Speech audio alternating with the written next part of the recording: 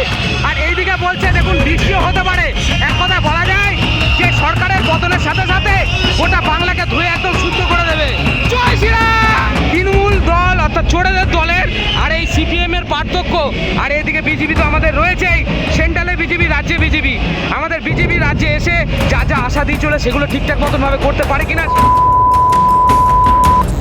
একটা জিনিস দেখি, অলরেডি হয়তো আমাদের রাজ্যে সিপিএমরা হয়তো দুটো আসন পেতে পারে। আগে যেমনি শূন্য ছিল আগের বছর, কিন্তু এই বছর তাও দুটো পাচ্ছে। তাও কিন্তু সিপিএমের যে এইখানে তো তেলের ট্রেন্ডে কিন্তু লোক রয়েছে, রানাঘাট থেকে বলছি। আর এর পাশাপাশি আপনাদের এখানে তো দেখছি যে বিজেপির যে একটা জয়ধ্বনি, যে একটা জয় নিশ্চিত, সেভাবে কিন্তু বিজেপি প্রার্থীরা কিন্তু রীতিমতো আনন্দে কিন্তু উদযাপিত করছে। গেরুয়া আবিরের সাথে যে পতাকা নিয়ে তারা কিন্তু আনন্দ উল্লাস করছে। সিপিএমের দেখুন এই ট্রেন্ডে কিন্তু তাও লোক আছে। আর এর পাশাপাশি যদি তৃণমূলের ট্রেন্ডের থেকে গিয়ে একটু দেখানো যায়, দেখা যাবে যে একটা প্রার্থীও কিন্তু তৃণমূলের ট্রেন্ডে নেই। এক কথা বলা যায় যে ক্ষমতার পরিবর্তনের সাথে সাথে এই তৃণমূল দলটাকে কিন্তু খুঁজে পাওয়া যাবে না। এটা একদম নিশ্চিত যে এই অপশাসন বা দুর্নীতির সরকার আর কিন্তু মানুষ চাইছে না। আর এবছর সবচেয়ে বড় কথা, হিন্দুরা কিন্তু এক হয়েছে। এই হিন্দুরা এক হয়ে কিন্তু একত্রে কিন্তু একই জায়গায়, অর্থাৎ আমাদের জাতীয় ফুল পদ্ম ফুলে কিন্তু মানুষ ভোট দিয়েছে।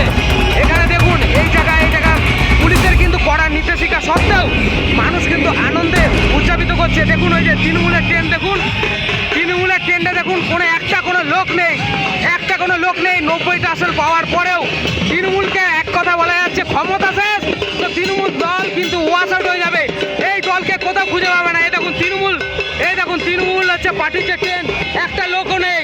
এটা হচ্ছে দেখুন, এই দেখুন খোলার কাজ চলছে, খোলার কাজ চলছে।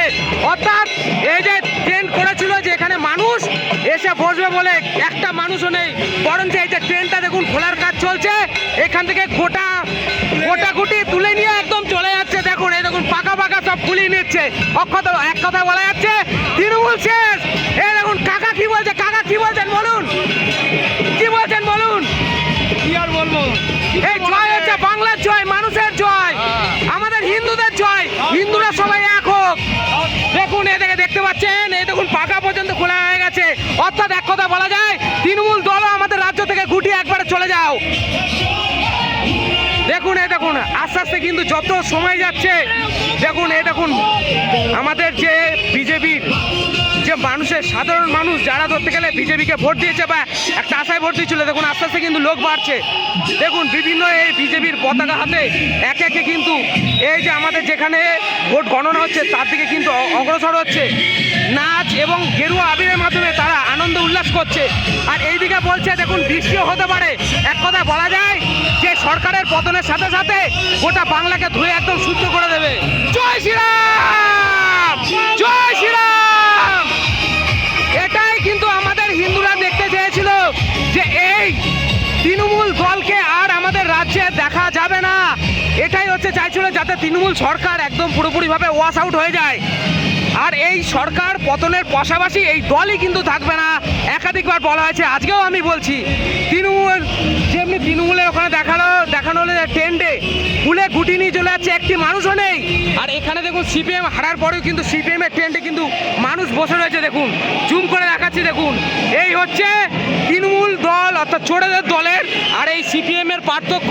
আর এদিকে বিজেপি তো আমাদের রয়েছেই, সেন্ট্রালে বিজেপি, রাজ্যে বিজেপি। আমাদের বিজেপি রাজ্যে এসে যা যা আশা দিয়ে চলে সেগুলো ঠিকঠাক মতন ভাবে করতে পারে কিনা সেটা এখন দেখার বিষয়। অনেক তো হলো বাম, অনেক তো হলো রাম, অনেক তো হলো বাম, অনেক তো হলো ধরতে হলে তৃণমূল। এবার দিয়ে দেখি না রামকে কি করে।